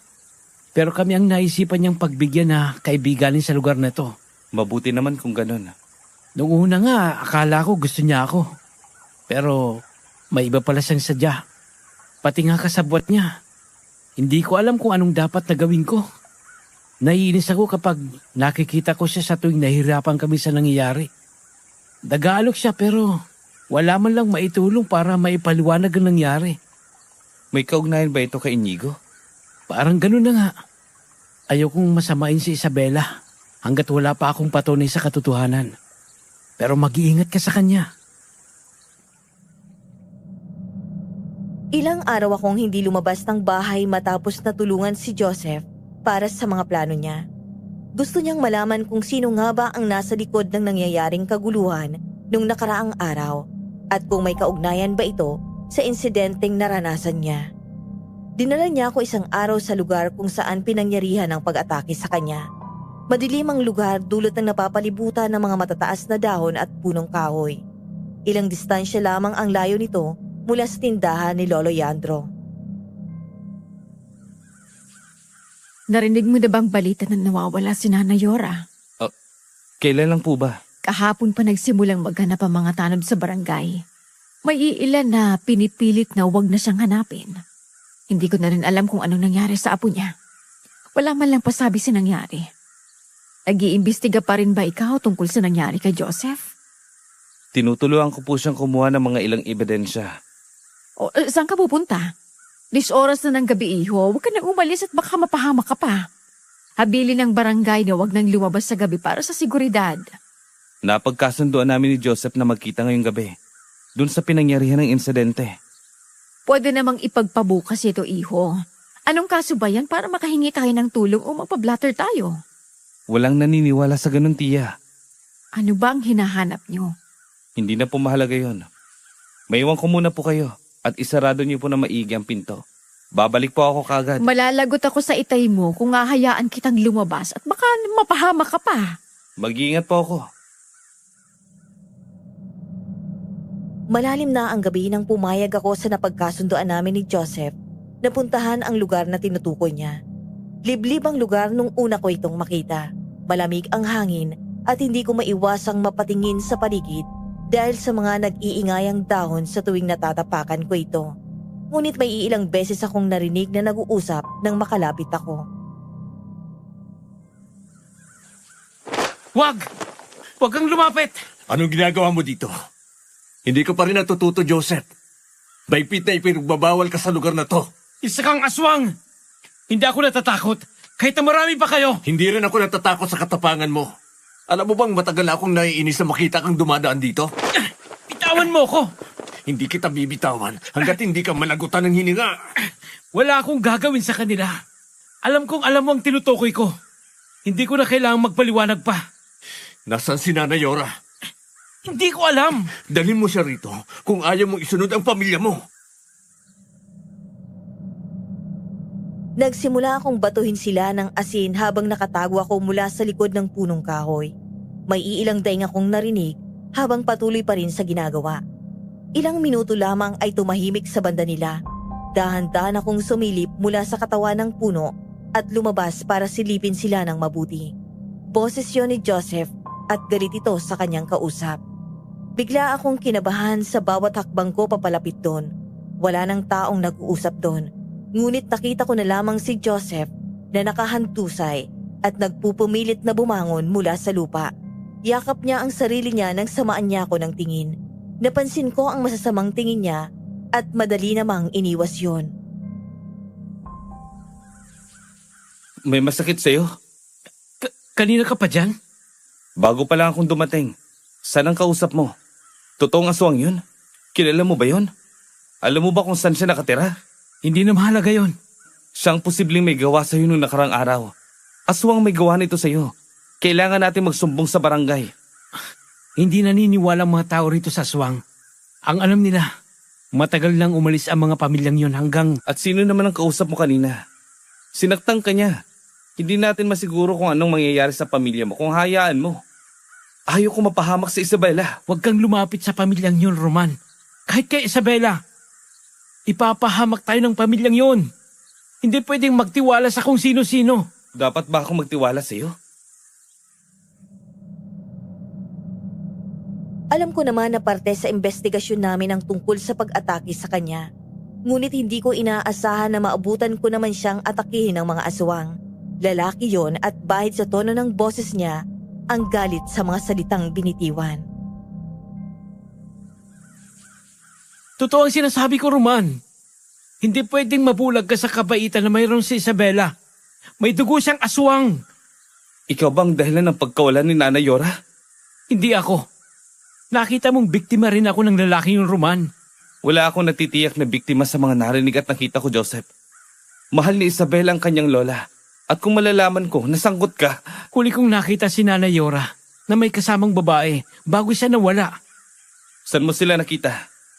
Naglalakad ako papunta sa sapa para magsibak ng kahoy. Abang silang dalawa ay tila seryoso ang pag-uusap. Hindi pamilyar sa akin kung sino ang kasama niya dahil nakatalikod silang dalawa sa akin. Mabibilis ang yapa ko paalis ng lugar, tahimik ang kalsada, ngunit nag-iingay ang iilang mga cricket sa tabi. Ilang beses akong sinabihan ni Itay na hindi totoo ang aswang, ngunit hindi ko maiwasang mapatanong sa sarili ko tungkol sa nasaksihan ko kanina. Tila binuhusan pa ako ng tubig nang tila nagsusunod na mga kamay at sa iilang parte ng katawan ni Joseph ang may sugat. Paalis na ako nang may naabutang pamilyar na figurang nakatayo. Tila nagmamasid ngunit nakatingala lamang siya sa langit kung saan bilugan ang buwan. Isabela! Isabela! Siguro nga'y patay na si Lola Yora. Hindi. Imposible. Tutulungan kita na hanapin si Nanay Yora. Habilin ko sa kanya na wag na siyang bumalik dito. Pero bakit kailangan pang gawin nila sa akin to? Hindi ko maintindihan kung bakit ganito sila magalit sa akin. Hindi ko naman ginusto ito, Roman. Hindi mo kasalanan ang nangyari, Isabela. Alam ko na gusto mong gawin ang lahat ng iyong makakaya para isalbang lola mo. Dinakip ang lola ko. Walang aswang at hindi totoo yun. Sana nga'y totoo yan. Bumahid ang pait sa tono ng pananalita ni Isabela. Malungkot niya akong tiningnan mula sa kanyang balikat. Tahimik niya akong pinagmasdan kahit na malayo kami sa isa't isa. Hindi ko nakikita ang itsura niya sa dilim. Tinatago niya ang sarili mula sa dilim. Ipagluluto ko pang lola mo, di ba? Hanapin ko siya para sa iyo. Hindi na yun kailangan. Ayokong mapahamak ka ulit. Bakit nagtatago ka sa dilim? Isabela! Umaamba akong lumapit ngunit dahan-dahan siyang naglakad palayo mula sa akin. Naririnig ko na ang mabilis na paghinga niya bago ako walang sabi na tinalikuran. Mabilis siyang tumakbo patungo sa daan kung saan ang sapa ay matatagpuan. Wala na akong naabutan na bakas niya sa madilim na daan ng mababatong sapa. Dulot sa takot kong baka ay tumalon siya at magpakalunod ay walang alinlangan akong hinanap siya sa tubig. Ilang beses ko na siyang tinawag ngunit Anong ginagawa mo dito? Sino ka? Nakaka-istorbo ka talaga. Kahit kailan wala talagang makwenta ang tulad yung lumaki ng syudad. Paano mo ako nakilala? Malit lang ang baryong to. At naamoy ko kung gaano ka katapang. Ay ganun ka naman kaduwag. Anong ginawa mo kay Isabela? Nagpapatawa ka ba? Kailan ka lang ba dumayo rito?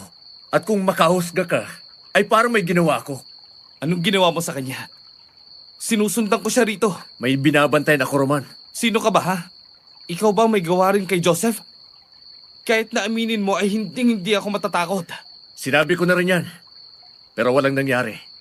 Baka nga hindi totoong matapang ka. Lalo nung kung sasabihin ko na hindi nagpakamatay ang iyong ina. Oh, sinungaling ka. Ayokong pinag-aalala si Chamarisa. Kaya umuwi ka na ron. Tinalikuran niya ako at mabilis ding nawala sa harap ko. Mabilis akong tumakbo pabalik ng bahay. Nagulantang ako ng madatna na tahimik na pinapanood ako ni Tia Marisa. Nakabalot ang isang alampaintos sa balikat at agresibong pinapaypayan ng sarili. Hindi ka pa po natulog? Nanaginip ako ng masama kakaisip kung nasan ka. Saan ka ba nagsusuot? Hindi ka dapat maging kumpiyansa sa kung saang sulok ng lugar. Totoo pa rin ang kwento ni Inay tungkol sa mga aswang. Pasensya po, Tia. May masama bang nangyari? Duman ako sa sapa. Diyos ko po, Roman. Kailan ka lang ba nakapunta ron sa sapa? Matagal ka na bang pumupunta ron? Kwento ng lola mo na doon niya rin na unang nakita ang unang aswang. Matanda raw yun. Doon po ako kumukuha ng mga sinisibak kong kahoy.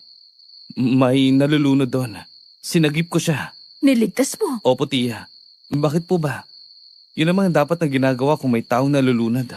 Ibang usapan na ang magligtas ka ng mga taong gustong magpakamatay, Roman. Ano pong ibig niyo sabihin? Kasalanan dito ang magligtas ng tao? Kasalanan ang iligtas sa mga taong may binabalak na kitilin ng sarili nila. Ayon ang mga naging ninuno sa barangay na to. Ang sapa na yon ang nagsilbing ligaw na puntod ng mga taong ayaw ang sarili nila. Halimbawa na lamang ang mga aswang. Nalunod si Inay. Hindi siya nagpakamatay. Pinatay siya ng sariling palaisipan niya, Roman. Kasinungalingan. Hindi aswang si Inay. Hindi siya nagpakamatay. Hindi niya ginustong nangyari. Roman, ayokong sabihin sa iyo ang tungkol dito. At wala akong karapatan na sabihin sa iyo ang iilang impormasyon tungkol sa kanyang pagkamatay. May iniligtas ako, Tia. Dahil yun ay nararapat. Hindi dahil sa makasalanan sila ay hayaan ko na. Hindi ko magagawa yung, Tia. Yun ang dapat na gawin kapag makasalanan ng isang tao. Huwag silang pigilan na magdalawang isip kung buo sila sa kanilang desisyon. Ang sapa na yun ang nagsisimbolong saksi ng mga katawang dapat ay inilibing na sa ilalim ng tubig para dalisayin ang naglalatay na itim sa kanilang mga dugo. Hindi ko mapigilang mapakuyom ng kamao sa inis. Paano ito naisip ni Tia? Hindi naman ganon ang makataong paraan para tulungan ang isang tao. Hinding-hindi ko masusunod ang sinabi niya. Kaya kinabukasan ay mabilis akong nagtungo sa bahay ni Isabela. Ilang beses pa akong kumatok bago ako pinagbuksan ng pinto. Namumugto ang kanyang mga mata habang nakatingin sa akin. Tinakbuhan mo ako, Isabela. Ang sabi mo ay tutulungan kita. Bakit nawala ka na lang bigla kagabi? Gusto kong makapag-usap tayo. Sinisisi na ako ng iilang mga tao rito. Umalis ka na. Dahil ayokong malaman nila na nandito lamang ako at hindi pa umaalis. Gusto kong makapag-usap tayo. Wala nang pag-uusapan pa, Roman. Nagbabaka sakali akong buhay pang lola. Pero nararamdaman ko na baka'y wala na siya. Mabuti ang lola mo. Walang papatay sa kanya. Walang mangyayaring masama. Magtiwala ka lang. Hayaan mo na mga tao rito. Kailangan mong pagtibayan ng loob at andito lang ako. Huwag mo nang subukan, Roman. Dahil hindi ko kailangan na yung tulong. Umalis ka na. Hindi ko na pinilit si Isabela. Ilang araw na siyang nagkulong sa bahay. Hanggang binalitaan ako ni Joseph nang tumakbo siyang habulin ako sa kakahuyan kung saan ay lumipat na lamang ako ng lugar na mapagsisibakan ng kahoy. Natagpuan ang bangkay ni Nanay Yora. Saan? Nakalutang ang katawan niya sa sapa. Hindi maaari. Kailan lang ba to? Ilang araw na rin ang mapansin ng isa sa mga tao rito. Yung masangsang na amoy. Pinatay ba siya? Iniimbestiga ng posibleng dahilan. Pero madalas ang resulta, pumanaw nung nakaraan ay dahilan ng pagkalunod. Mabilis ako nagtakbo papunta sa lugar na yon. Nakapalibot ang iilang mga tao. Naabutan ko si Tatay Yandro na nakatingin sa walang buhay na matanda. Napansin ko ang luhang tumakas mula sa kanyang mga mata. Hinanap ko si Tia Marisa. Ngunit naabutan ko na lamang siyang tumalikod nang namataan ako. Nagtakip pa siya ng panyo sa kanyang ilong bago bumalik pabalik sa bahay. Tia Marisa, Sinasabi ko na sa'yo, iho. Ang sapa na yun ay talagang paraan ng pagpapakamatay ng mga tao rito. Hindi mo aakalain na mabubura na si Nanay Yora sa mundong to. Dahil hindi niya na kinakayang kanyang dinaramdam na sakit. Kwento niya sa akin ng pagkalugi ng kanilang negosyo. matanda na si Nanay Yora para maisipang patayin ang sarili niya. Binalita lang nung nakaraan na nawawala siya. Kaagawan po ba ito ng mga aswang? Hindi ko na naiintindihan ang lugar na to. Huwag mo lang abalahin yun, iho. Maayos nang ilibing si Nanay Yora. Hayaan mong ang kapatid niya ang gumawa ng paraan. Kapatid? Sino? Kapatid niya si Tata Yandro. Ayaw niyang ipaalam sa lahat, bukod sa akin. Hindi rin ako makapaniwala na magkadugo sila. Lalo na't madalas ang alitan nila nung malakas pang negosyo nila. Ngunit nalugi lamang ito nang magkaroon ng isyong supply ng karne nila.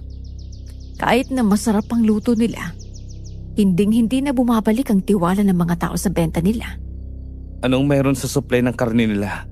Hindi naman sapat na dahilan para magkaroon ng dahilan para patayin nito ang sarili. Kung noong nakaraan lang ay nawawala siya. Sinumpa ang lugar na ito. Lalo na ang sapang yun na magsimulang nakapasok ang aswang dito. Pinaghinalaan pa ng aswang ang pamilyang Tan. Hanggang napilitan silang umalis. At ganoon na lamang naging mapili si Tatay Yandro sa kanilang pinagkakatiwalaan. Konting tao lang ang dumalo sa simbahan kung saan ang kabaong ni Nanay Yora.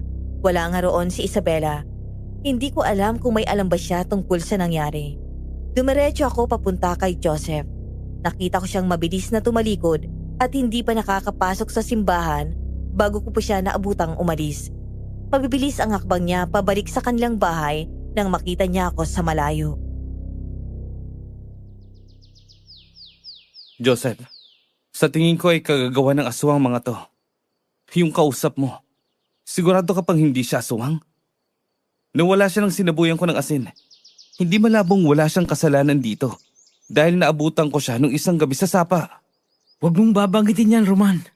Ang nangyari sa akin, marahil sa ilang pang posibleng may galit sa akin. Pero ang mga normal na tao ay hindi kumakalmot, kundi yung mga nagbabagong anyo ng mga aswang. Ayoko mapahamak ka, Roman. Lalo na't nalaman natin na namatay na si Nanay Yora. Siya ang ikalawang babae na nagpakamatay sa sapa na yun. Sa tingin mo, ako ang maging ikatlong biktima? Sino ang lalaking yun? Gusto ko siyang makita. Tuwing gabi mo lamang siya makikita, Roman. Sinasabi na umalis na siya. Ngunit sa katunayan, nagtatago lamang mula sa malapit niyang kapamilya. Dahil nga aswang siya. Mahabang kwento eh. At ayokong maging dahilan pa ito ng bangungot sa buhay mo. Maniwala ka sa akin, Roman. Itigil mo ng pag-iimbestiga tungkol sa nangyari sa akin. Pinagtatakpan mo siya, Joseph. Ayaw kong may mangyaring masama kay Isabela. Umalis na siya. Wala nang tao sa bahay niya. Hindi ka nakakasiguro kung si Isabela nga yun. Sinasabi mo bang aswang sa Isabela? Akala ko ba'y kaibigan ang turing mo sa kanya? Bakit ganito ka mag-isip, Joseph? Hindi ko na kailangang magpaliwanag sa'yo kung bakit tuwing nandiyan ka ay nagtitimpi lamang si Isabela na pansinin ka. Ayokong matawang ka sa katotohanan. Nagbubulag-bulagan ka lamang para tanggapin ang kahangalan. Hindi mo na siya dapat tulungan. Hayaan mo siya para matapos ang gulo. Sa tuwing napapadaan ako sa simbahan, nagbabaka sakali akong maabutan ko si Isabela. Ilang araw na rin akong napapadaan sa sapa upang bantayin itong maigi at maabutan ng lalaking huli kong nakausap. Malakas ang kutob ko na may kagagawan ang lalaking yon dahil isa siyang aswang. Takot na panghinalaan kaya nagtatago. Hindi ko na rin nakakausap si Tatay Yandro. Tahimik lamang siya buong linggo hanggang sa nailibing si Nanay Yora. Hindi ka po ba sasama sa lamay ni Nanay Yora, Tia? Hindi na, iho. Marami pa akong gagawin ngayong hapon. Ngunit kapatid siya ni Tatay Yandro. Kailangan nating magbigay respeto sa pagkawala niya. Hayaan mo na. Ayaw akong makita ni Nanay Yora nung nabubuhay pa siya. Napansin ko ang kotse sa labas ng bahay ni Nanay Yora. Kilala niyo hubang panauhin nila? Bumalik na ang kapatid ni Isabela. Diyan na rin maninirahan si Tatay Yandro. Huwag ka mag-alala. Mauna ka na lamang dahil maiintindihan naman nila. Matapos mailibing si Nanay Yora, ay naabutan ko ang lalaking nakasuot ng itim na salamin na tinutukoy na kapatid daw ni Isabela. Dumiretso siya papasok sa bahay ni Nanay Yora. Bukas ang kanilang gate nang nagtangka akong sundan siya sa loob. Tumago ako sa mayabong na mga dahon ng kanilang naglalakihang tanim na puno sa bakuran. Sumunod na pumasok si Tatay Yandro. Walang malay na tinahak ang daan at nalulungkot sa biglaang pagpanaw.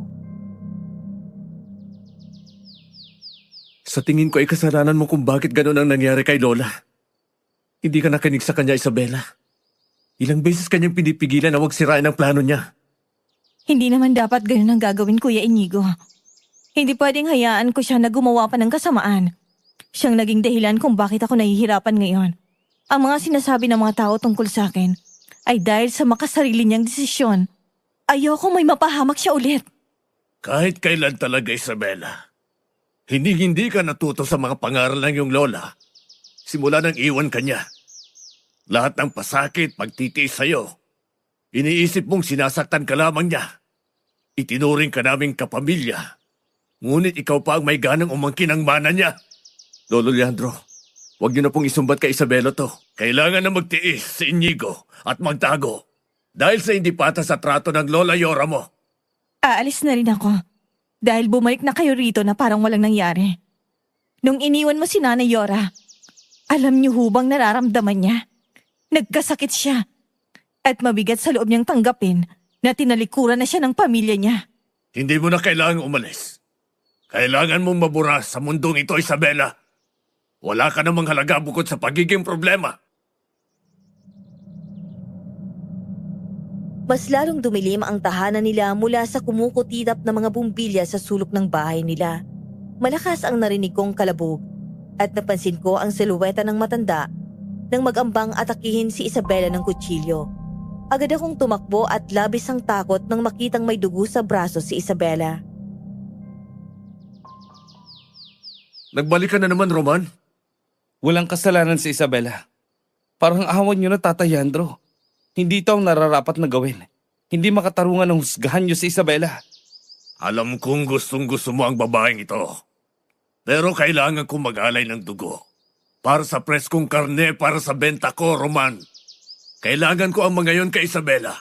Wala naman siyang halaga pagkatapos naming ubusan ng dugo ang babaeng ito. Ano? Ako na lang po kung ganun. Talaga? Nahihibang ka na nga, Roman.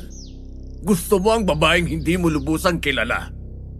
Sampid ito sa pamilya namin at nag-aangkin ang manang hindi sa kanya. Alam naman ng lahat na aswang siya. Di bale, itutuloy ko na burahin siya sa mundong ito dahil wala naman talaga siyang kwenta. Hindi ko kapatid si Isabela, Roman. Dapat ay matakot ka na sa banta ng mga dugong nakikita mo. At sa katotohanan kung bakit nawalang bigla ang nanay mo. Alam mo bang pinagtaksilan ng iyong ina ang sarili mong kadugo? Hindi siya nalunod. Pinatay siya. Yun ang nararapat na gawin sa mga taong pumapapel sa mga plano. Hindi ba, Lolo Leandro? Huwag niyong saktan si Roman. Wala siyang nauunawaan sa mga sinasabi niyo. Hindi niyo kailangan ipaalam sa kanya. Patayin niyo na lamang ako. Huwag niyo siyang idamay.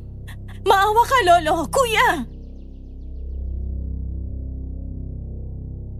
Mas lalong nandilim ang mga mata ni Tatay Yandro. Narinig ko ang haluhoy ni Inigo. Umiiling-iling sa direksyon ko bago siya nag-ambang tumalikod at kumuha na rin ng patalim para tamaan si Isabela sa kabilang braso. Nagsimula na akong sabuyan sila ng asin at tinapunan na nagraramihang hiniwa ng mga suwa.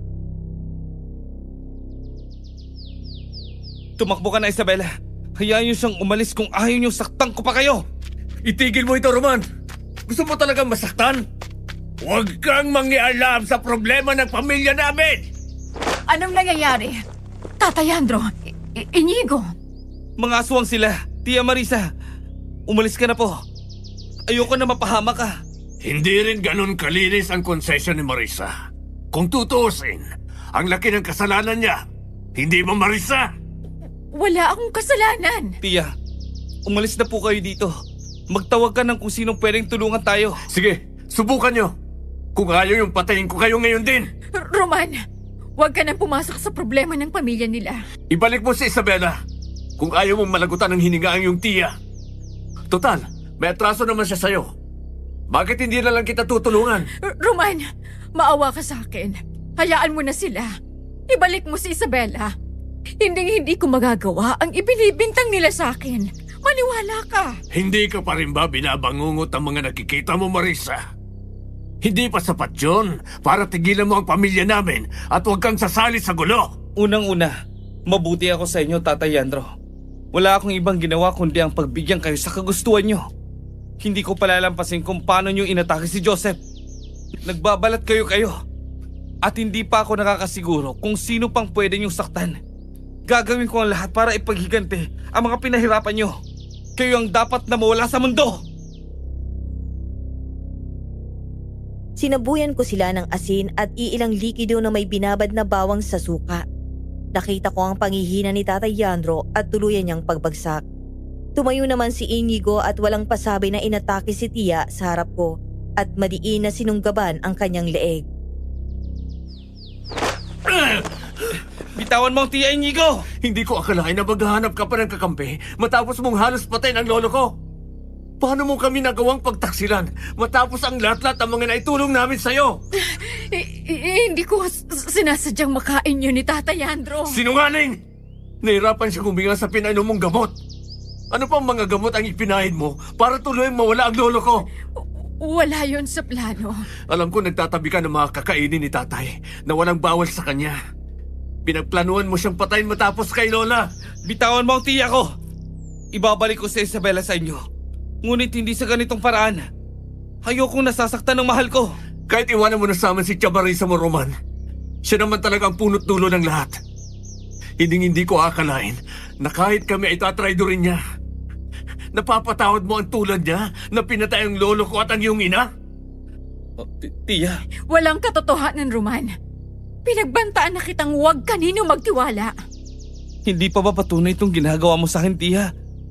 Hindi ko lubos sa kalahin na ikaw pala may pakana sa likod ng pagkawala ng aking ina. Paano mo nagagawang magsinungaling sa akin? Dahang-dahang itinaas ni Inigo ang dala niyang kutsilyo hanggang itinutok niya ito sa leeg ni Tia. Bigla akong nanigas sa kinatatayuan. Hindi ko napigilang bumuhos ang emosyon nang maalala ang ginugunitan namin ni Tia. Bitiwan mo si Tia! Hayaan mo na ako, Roman. Alam kong hindi ko na maibabalik lahat ng pagkukulang ko sa'yo. Ngunit nagpapasalamat ako sa mga pagkakataong nandyan ka para samahan ako. Inalagaan mo ako sa tuwing nararamdaman ko na naman ang aking sakit. Pakisabi sa iyong ama na, patawad. At sana'y patawarin mo ako, Roman. Patawarin mo ako, Inigo. Kung bakit ako naging dahilan, kung bakit malungkot ka ngayon. Hindi ko lubos maisip na mahalaga pang lola sa'yo. Akala ko, noong mga panahon na umalis ka, ay gusto mo ng talikuran ng lolang naging mahigpit sa'yo. Patawarin mo ko sa lahat ng nagawa kong mali. Hindi ko mapapatawad ang sarili ko sa nagawa. At wala akong karapatan na diktahan ang nararamdaman mo. At sa'yo, Roman, lalo na kay Tatay Andro, kung paraan ang mawala ako sa mundo, huwag kang magdalawang isip na gawin yun, Inigo. Ituloy mo. Inigo, bitawan mo ang kutsilyo. Pag-usapan natin to ng mabuti. Tungkol naman saan? Sa mga kasinungalingan niya sa atin? Alam mo, Chamarisa, ang ayaw ko sa mga tulad ninyo, ang pagiging sinungaling at manggagamit. Sapat na ang masaktan ni Lola. Pero walang mas titimbang doon kung tuloy na siyang mawala sa mundo. Hindi ko sinasadyang matulak siya sa sapa. Nagkausap kami. Nalayuan ni Roman ang kanyang apo na si Isabela. Kung hindi ako sumunod, baka siya nang may ginawa. Hindi ko alam ang posibleng mga gagawin ni Nana Yora. Dahil dahan-dahan niya rin akong pinapatay sa mga dala niyang pagkain. Saksi si Roman. May lahi kayong aswang at natatakot ako. Mamamatay tao ka. Katulad ka namin, kaya isa ka na ring aswang. Hindi pa ba sapat yun? Roman, patawarin mo ang tiya. Siguro nga'y aswang ako. Gusto ko nang matapos ang lahat ng mga bangungot ko. Akin na! Huwag mong subukan na magtago sa amin! Isusunod kita sa tiyahin mo! Walang alinlangang umatake si Tatay Yandro, ngunit nag-amba itong lumapit sa akin na siyang mabilis na pagharang ng katawan ni Tia Marisa sa akin. Mabilis ang paghinga ko nang makita siyang humandusay sa sahig. Galit ang mga mata ni Tatay Yandro sa akin habang dahan-dahan akong tumakbo palabas ng kanilang pinto at mabilis na tinahak ang ibang daan papuntang sapa. May iilang mga kakahuyan na tiyak na maliligaw ka sa pare-parehong itsura nito. Hindi ko pa natatanaw ang sapa, ngunit naririnig ko na ang malalakas na ungol ng mga aso. Mabilis akong nagtago sa iilang kakahuyan habang naririnig na umaalingaw-ngaw ang boses nito sa pagbabanta. Tinahak ko ang daan kung saan ang dating pagkikita namin ni Joseph. Napatanon ako sa kaba nang meron akong nakitang babae na nagtatago rin sa kakahuyan. Isabela, Roman, bakit nandito ka? Iligtas mo ang sarili mo. Humingi ka ng tulong. magtapat ka nga sa akin, Isabela. Sino ka? At ano ka ba talaga? Bakit mo naitanong yan? Alin sa dalawa? Na baka nga suwang ka kaya nagtatago ka rin sa kanila para maghasik din ng kadiliman? Magsabi ka ng totoo. Alam ko ang pamilya mo. Isa silang mga aswang. Ampun ako, Roman. Hindi ko akalain na aswang ang pamilyang Tan. Ikaw nang bahalang humusga kung ano ko. Hindi ako nagsinungaling. At binalaan na kita noon pa. Patunayan mo. Paano? Nguyain mo ang bawang na to at inumin ang sukang ito. Bakit ko gagawin yan? Hindi na kailangan, Roman. Kung hindi mo gagawin, ipapaalam ko sa lahat na nandito ka. Hayaan kitang patayin ng mga naghahanap ng mga aswang sa'yo. Akala ko ba poprotektahan mo ko? Bakit sinusumbatan mo ko? Bakit ayaw mong maniwala sa akin? Ano pa bang gusto mong patunayan ko? Na hindi ako nag-iibang anyo? Ako si Isabela Ortig.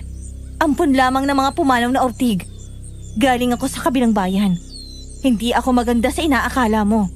Pero hindi ko magagawang maging aswang. Kasapi ka ng pamilyang kumupkup sa'yo. Bakit hindi mo subukan at nang paniwalaan kita, Isabela? Maawa ka, Roman. Hindi itong inaasahan ko sa'yo. Simple lang pinapagawa ko at sinasayang mo ang oras ko. Gusto mo bang mamatay? Ayoko. Dahil ipinangako ko yun sa'yo. Bakit? Nagbago na rin bang isip mo? Akala ko ba totoo ka sa mga binitawan mong mga salita? Gusto kita, Roman. At ayokong baka nga totoo na naging aswang ako at hindi ko matanggap na hindi ako ordinaryong tao, Roman. Tinalikuran na ako ng lahat ng mga pinagkatiwalaan ko, Isabela. Nandito ako. Hindi ba ay ginawa mo rin? Gawin mo na at nang malaman natin kung nagsasabi ka ng totoo. Inabot ko sa kanya ang bote at inabot na rin ang bawang. Inanda ko na ang sariling sabuyan siya ng asin mula sa aking mga palad. Mabilis na nangilid ang luha ko na nagsimula siyang mahirapang huminga. Simple lang gusto kong mangyari, Isabela.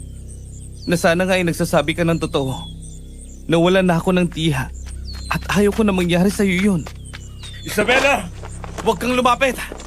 Anong ginagawa mo sa kanya? Inaalam ko kung aswang siya. Hindi kami aswang, Roman.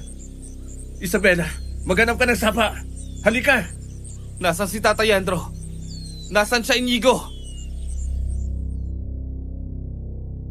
Nang makarating kami sa sapa ay nakita naming nabagok doon at wala nang malay si Tatay Yandro.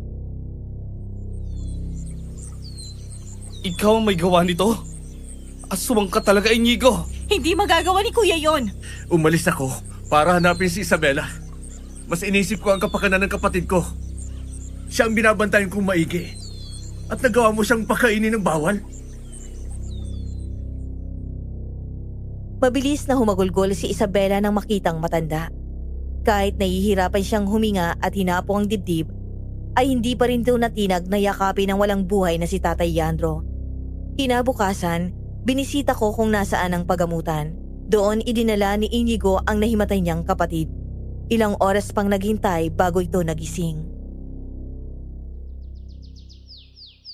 Bakit nagawa mo sa kanya to? Hindi ko alam na may kalagayan siyang ganito. Kumusta ang kalagayan, Isabela? Mayroong allergy si Isabela sa mga kinain niya. Nagsilabasan ng mga sintomas. Nadala ako sa lahat ng pangyayari. Pasensya, Inigo. Kay Isabela ka humingi ng tawad. Hanggat hindi ka niya napapatawad, ay ganun din ang magiging desisyon ko. Hindi ko mapapatawad ang sarili ko sa nangyari, Inigo. Patawad at nakikiramay ako sa iyo.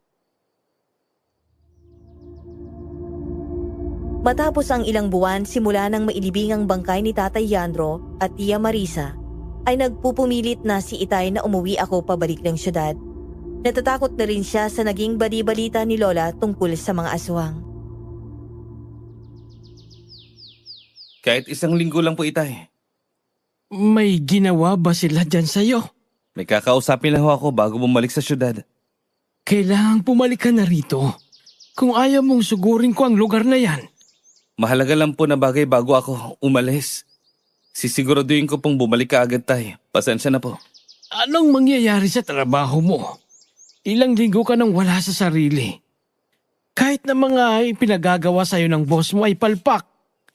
Hindi ka namang galito, anak.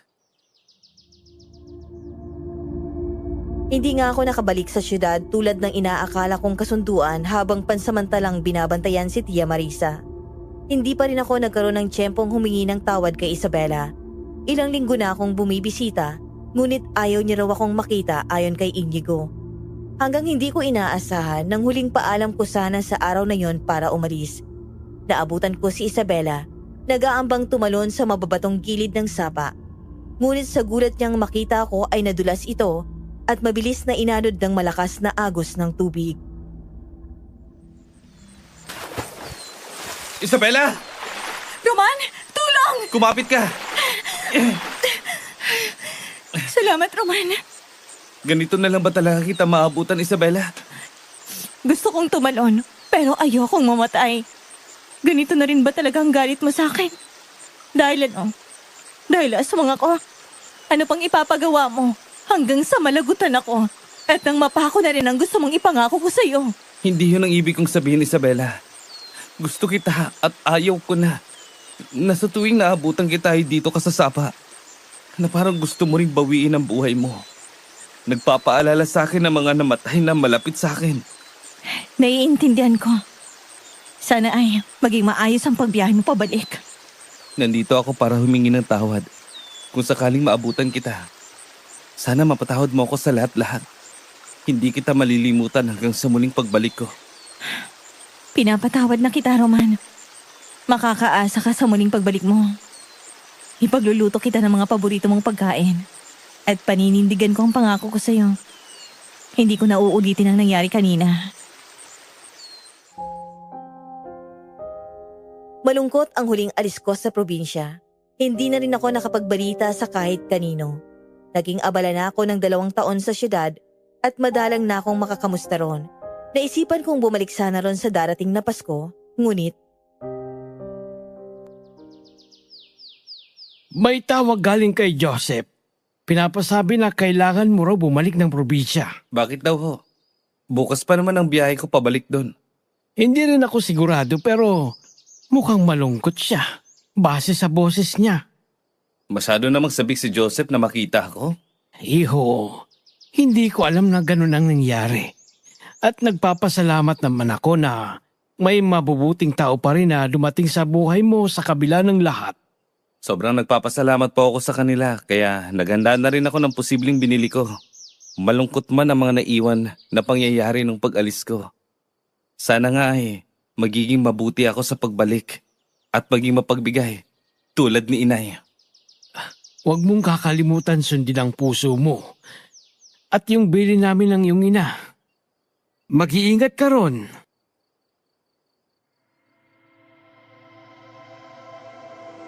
sa huling sandali ng pagkikita namin ni Isabela ay siyang huling pamamaalam ko na rin pala. May iilang dumalo sa kanyang libing. Pagkabalik ko sa kanilang tahanan, Hindi ko magawang lumapit sa kanya gaya ng nagawa rin ni Tia Marisa nang mamatay si Nanay Yora. Hindi ko akalain na sa muling pagbabalik ko, madadatnan ko ang pangakong napako ni Isabela. Hindi ko lubos akalain na mawawala siya ng ganun. Itinuro sa akin ng lugar na ito ang iilang mga bagay na darating sa buhay ng hindi inaasahan. Mula sa pagsagip kay Isabela, naging dalo yon ng aming kwento sa isa't isa na siyang bibit-bitin ko magpakailanman. Isang makabulahang kwento ang ating narinig mula sa ating letter sender, kung saan itinuturo na sa kabila ng mga taong tinutulungan, pinagkakatiwalaan at pinangakuan ng isang bagay ay mapipiling tanggapin ang nakaraan at ipagpatuloy na tuparin ang paglaganap ng liwanag mula sa wangis ng kadiliman. Maging pulot sana ng aral ang kwentong ibinahagi sa atin ni Roman, ang kanyang natatanging aral sa iniibig at paggamit ng pag-asa na sana'y darating pa sa minimithi niyang pagkakataon. Maraming salamat sa pagsubaybay at pagsuporta sa ating bagong kwento. Naway nagustuhan niyo ito at nakapagbigay aral. Hanggang sa muli, mga minamahal naming listeners.